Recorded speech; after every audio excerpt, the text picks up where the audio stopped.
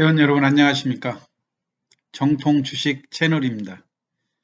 2021년 3월 4일 화요일 오늘 주식 시황을 말씀드리겠습니다.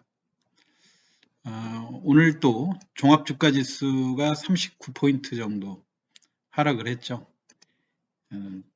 지금 미국 시장도 하루 올랐다 하루 떨어졌다 이런 상황인데 어제 기술주 중심으로 해서 많이 떨어졌고요. 그리고 특이한 것은 우리 시장이 하락하고 또 미국 시장도 하락했을 때 그 세계 주요 국가들의 지수도 동반해서 같이 하락한다고 하는 동반성을 많이 보여주고 있죠. 오늘 또 홍콩하고 일본 2% 넘는 그런 하락을 보여줬는데요. 그런 거에 비해서는 우리는 오늘 또 1.2%, 물론 39포인트 하락이 상당히 뼈아프기는 하지만 다른 또 일본이라든가 홍콩에 비해서는 조금 덜 빠졌다고 위안을 해야 되는 상황인지. 여하튼 오늘 또 개인들이 2조 1천억 정도 순매수를 보였고요. 기관은 여전히 1조 2천억의 매도, 또 외국인도 최근에 조금 순매수로 전환하는 듯 하면서 다시 또 9천억 정도 매도를 했습니다. 하여튼 장세가 우리 국내 시장 혼자 독자적으로 움직일 수 있는 그런 상황이 아니고요. 미국의 장단기 금리라든가 또는 유가, 또 그 아시아권의 다른 증시들하고 연계돼서 이루어지고 있다는 그런 측면들을 중시해서 봐야 될 것 같고요. 제가 오늘은 특별히 이제 3월 달이면 특히 코스닥 종목 같은 경우 그 회사의 기업 실적을 평가받는 그런 상황 아닙니까? 그래서 일부 한계 기업들은 주가가 급락하기도 하고 또 어떤 종목들은 많이 빠지다가 어느 시점에서 다시 상승을 하기도 하는데 지금 이제 2020년도 요약된 재무제표가 회사마다 공시되고 있는 그런 상황이거든요. 물론 이제 그 공시가 일찍 되는 회사들은 성적표가 양호한 성적표라고 볼 수 있을 겁니다. 그런데 이제 늦어도 주총 2주 전까지 또는 1주 전까지 감사 보고서를 또 못 받아가지고 그 관리 종목으로 간다든가 퇴출되는 그런 상황들이 있는 것 같아서 그런데 뭐 물론 당연히 조심해야 되기도 하겠지만 사실 회사가 그 요약 재무제표를 이미 양호한 걸로 내놨는데도 불구하고 단순히 그 적자가 나왔다 이런 걸로 인해서 시장에서 그 좀 불안정한 그런 대우를 받는 경우들이 많거든요. 그래서 제가 오늘 특별히 코스닥 종목 거래소는 물론 이것보다 지정 기준이 더 강화되기는 하지만 코스닥 종목의 한계 기업들이 많고 이쪽에서 3월 15일까지 회계 감사가 나오지 않은 그런 기업들이 이제 관리 대상으로 간다든가 뭐 상장 폐지라든가 그런 설들이 많이 나와서 어떻게 그 회사에서 내놓은 요약 재무제표를 보고 이게 성적표가 제대로 나온 성적인지 아니면 뭔가 문제가 있는 성적표인지 그거 보는 요령 그리고 코스닥의 관리 종목으로 가거나 또는 상장 폐지가 되는 그런 조건에 대해서 오늘 간략하게 설명을 드리겠습니다. 그리고 이미 그 요약 재무제표가 나온 그런 회사들을 제가 샘플로 해가지고 지금 이미 나온 기업 중에 AB 프로 바이오라고 하는 데하고 소리바다 이런 데가 또 나왔거든요. 그리고 또 크루셀 텍이라고 하는 데가 크루셀 텍은 또 시장에서 관리 종목 지정 우려가 있다 그래가지고 하락했다가 조금 반등하고 있는데 무엇 때문에 관리 종목에 지정될 우려가 있다고 하는지 제가 실제 사례를 보면서 설명을 드리도록 할게요. 오늘 한번 재무제표에 대해서 이제 일반 투자가들이 재무제표까지 뭐 공부를 해야 되느냐 이런 말씀도 하지만 그냥 주식의 기본이니까 간단하게 요거 정도는 한번 파악을 해보라 하는 뜻에서 제가 그 관리 대상 종목으로 지정되는 요건에 대해서 얘기를 할게요. 첫째로 매출액입니다. 제일 중시하는 것은 매출액인데 연간 매출액이 30억도 안 되는 그런 회사, 그게 2년 연속이 되면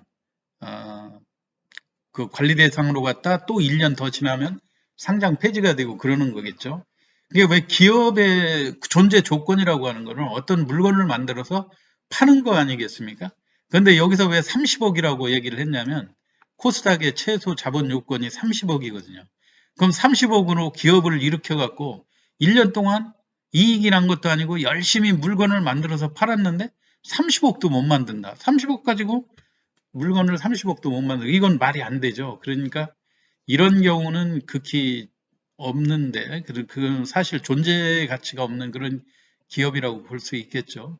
두 번째는 이제 법인세 차감 전 사업 손실. 그러니까 말 그대로 손실이죠. 손실이 자기 자본의 50% 이상인 경우. 자기 자본과 그 총 자본 요런 거를 제가 추후로 또 설명을 드리겠지만요. 자기 자본이라고 그러면 처음에 기업을 할 때 시작했던 자본금을 까먹겠죠. 손실이 나면. 그런데 그거에 50%가 까졌다 그러면 그건 상당히 좀 위험한 상황이긴 한데 이게 이제 특별히 바이오 기업 같은 경우라든가 이런 데는 연구 그 R&D 투자가 많이 들어가고 성과가 잘 안 나오기 때문에 바이오 기업 같은 경우는 상장 후 3년간을 유예해 준다든가 또는 그 5년간 적용하지 않는 그런 사례들은 있는데요. 그 바이오 기업 같은 경우는 특별히 예외로 생각을 하시고 제일 중요한 거는 장기 영업 손실이라는 겁니다. 4사업년도 연속해서 영업 손실이 발생하면 관리 대상으로 지정을 한다 이렇게 하고 또 5년 지나면 상장 폐지가 된다 이런 이야기들이 있는데요. 이것도 여기서 중요한 것이 있습니다. 사업연도에 영업 손실이 발생했다고 해도 손실 규모가 있을 거 아닙니까? 그죠? 손실 규모가 그렇게 크지 않고 전체 납입 자본에서 차지하는 비율이 크지 않을 때는 이게 설령 4년간이나 5년간 영업 손실이 발생했다 하더라도 이걸 관리 대상으로 바로 보내거나 그러지 않고 또 관리 대상 그 심사를 해서 또 풀어주고 그러는 사례들이 있습니다. 그래서 일단 재무제표를 제대로 볼 줄 알아야 된다는 거. 제일 중요한 거는 자기 자본 잠식이죠. 자본 잠식률이 50% 이상.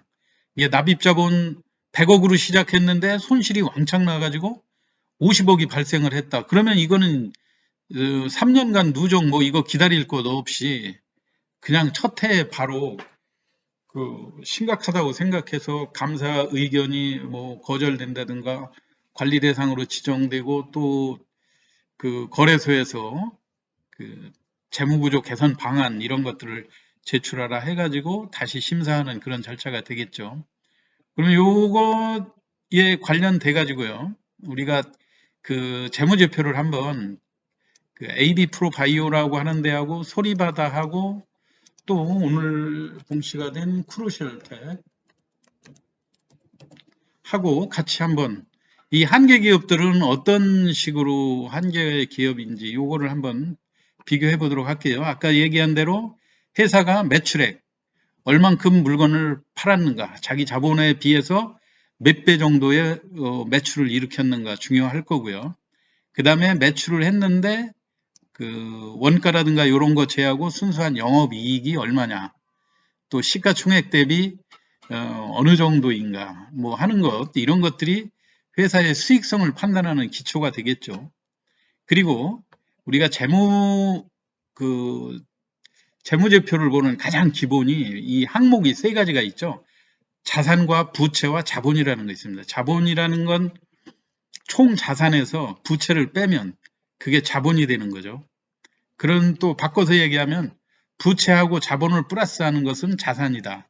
그런 기본이 있습니다. 우리가 처음에 납입 자본으로 시작해서 토지를 산다든가 뭐 그 공장을 세운다든가 할 때 그게 그 자본에서 그 자산으로 전환되는 그런 과정이 있겠죠. 그래서 총 자산에서 부채를 빼면 자본이 되고 부채 플러스 자본은 자산이 된다. 그래서 흔히 우리가 유보율이라고 하는 개념을 많이 도입하죠.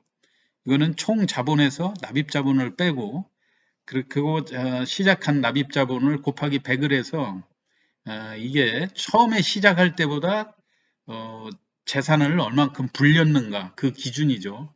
그래서 100% 이상이면 그 초반에 출발한 자금보다 100%를 더 회사에 유보해 놨다. 이렇게 해서 안정적이다. 이렇게 판단을 하는 거고요. 또 자본 총계에서 부채 총계를 100으로 나누면 이게 이제 부채 비율이 되는 건데 부채 비율은 낮을수록 좋은 거죠. 하여튼 이렇게 간단히 기본 교육을 기본 설명을 드린 다음에 제가 우선 그 AB 프로 바이오라고 하는 종목 그 회사에서 그 요약 재무제표에 나온 거를 한번 출력해서 보면서 설명을 드리도록 하겠습니다. 자, 이게 AB 프로 바이오 요약 재무제표인데요.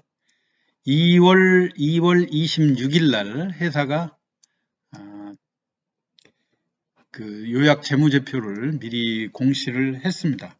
이런 자료가 미리 나오는 기업들은 비교적 안정적으로 자신 있는 성적표라고 이야기를 할 수가 있겠죠. 여하튼 이 재무제표의 내용은 IFRS의 기준에 따라서 연결 재무제표 기준입니다. 해가지고 이제 구체적으로 회사 개별 기업에 대한 거는 다시 공시를 하겠죠. 자, 우선 그 AB 프로 바이오의 제일 중요한 건 매출액이라고 그랬죠. 매출액 30억 이상이어야 한다. 이런 기준인데 490억. 그렇죠? 작년에 310억. 예. 492억 8천만 원인데 직전에 310억이었는데 54% 매출이 54% 증가한 거로 나왔죠.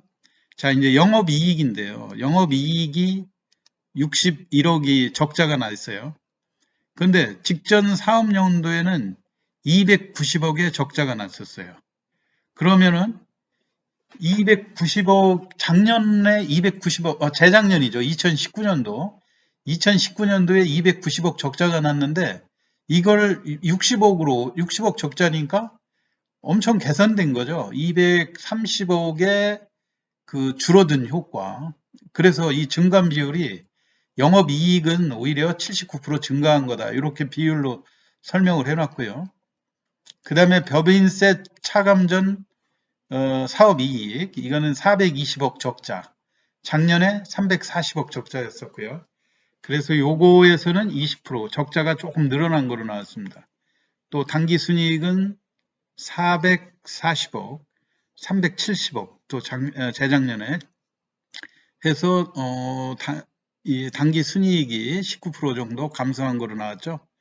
근데 제일 중요한 거는 아까 얘기한 대로 자산 총계죠. 과연 이 자산 총계에서 부채 총계를 뺐을 때 자본 총계가 1조 1470억이라는 게 나오지 않습니까? 1470억이고 자본금은 1250억이에요. 그러면 1250억 이 자본금이 비록 미미하지만 1470억에서 여하튼 자본금보다는 220억 정도 세이브가 돼 있는 그런 상황이죠. 뭐 이런 상황이어가지고 일단 이 자본금이 위태롭거나 이거를 좀 손실을 일으켰거나 물론 그 적자 폭이는 크기는 하지만 일단 개별 기업에 대한 거 이건 연결 재무제표니까요. 개별 기업에 대한 거를 또 다시 봐야 되겠지만 이 자본금 규모에 있어서 문제는 없다고 하는 것을 이 회사가 공시한 이 자료로 볼 수가 있겠죠. 그래서 이제 여기 물론 회사에서 이야기한 건 외부 감사인의 감사가 종료되기 전 이전의 정보이므로 감사 결과에 따라 일부 수정사항이 있을 수 있으니 이용함에 있어 착오 없으시기 바랍니다. 근데 현재까지 회사가 내놓은 요 자료로는 크게 위험스러운 요소는 없다 하는 것이 요약 재무제표상에서 발견된 확인이 되는 거고요. 다음에는 한번 소리바다의 이 요약 재무제표 똑같은 걸 한번 확인해 보도록 하겠습니다. 소리바다의 경우도 이미 3월 2일 날, 그러니까 어제 그저께죠. 관리 종목 지정 사유 추가 우려 관련 안내 이렇게 해서 회사에서 공시를 했습니다. 연말 결산을 하다 보니까 우리 회사가 2021년 2월 16일 내부 결산 시점 관리 종목 지정도는 상장 폐지 사유가 발생해서 4사업년도 연속 영업손실 발생 사실을 공시하였습니다. 이렇게 나와 있죠. 이렇게 나와 있는데도 불구하고 제일 중요한 거는 4사업년도에 4개 년도 영업 손실이 발생했을 뿐만이 아니라 자기 자본의 50% 초과 이렇게 나오죠. 자기 자본의 50% 초과 손실이 발생했다. 그러니까 이거는 정말 위험한 거죠. 자기 자본을 50% 깨먹을 정도의 손실이 발생했다고 회사에서 이미 공시를 했기 때문에 이거는 관리 대상으로 가거나 또는 여기 자본 잠식 사업년도 자본 잠식 50% 이상임을 공시하였습니다. 이렇게 아예 회사가 이런 내용이 나오면 이렇게 공시를 하거든요. 이게 이제 공시 책임이라든가 또는 회계법인의 회계 책임 이런 것들이 강력해지다 보니까 미리 결산 시점에 주주 보호를 위해서 이렇게 하는 거죠. 그런데도 불구하고 주가는 지금 321원, 이제 주주들이 생각할 때는 빠질 만큼 빠졌다고 보는 거죠. 그렇기 때문에 설령 감자를 당한다 하더라도 여기서 또 얼만큼 또 떨어지겠느냐 이런 느낌인지 여하튼 이런 보도가 나왔는데도 불구하고 주가는 조금 출렁하는 듯 하다가 다시 회복세를 보이고 있다고 하는 거. 소리바다의 경우는 지금 관리 대상 종목 지정 우려가 있기 때문에 요약 재무제표를 금년 그러니까 작년 실적으로 나온 거는 지금 없고요. 그러니까 작년 거 그러니까 2019년도 실적으로 해가지고 이 요약 재무제표가 나와 있는데요. 한번 이것도 아까 동일한 비율로 한번 보겠습니다. 매출액은 540억. 매출액은 상당히 높죠. 마찬가지로 여기는 작년 2018년도에 390억 정도였는데 매출액이 많이 증가를 하고 했는데 영업이익에 40억도 적자가 추가로 났었고요. 영업이익이 큰 폭으로 적자가 났죠. 법인세 차감 전에도 68억 적자, 68억 그 전해에도 87억 적자, 당기순이익이 60억, 86억 이렇게 적자가 났는데 자 여기서 한번 자산 총계를 한번 볼게요. 자산 총계는 620억인데 부채 총계가 280억입니다. 또 자본 총계가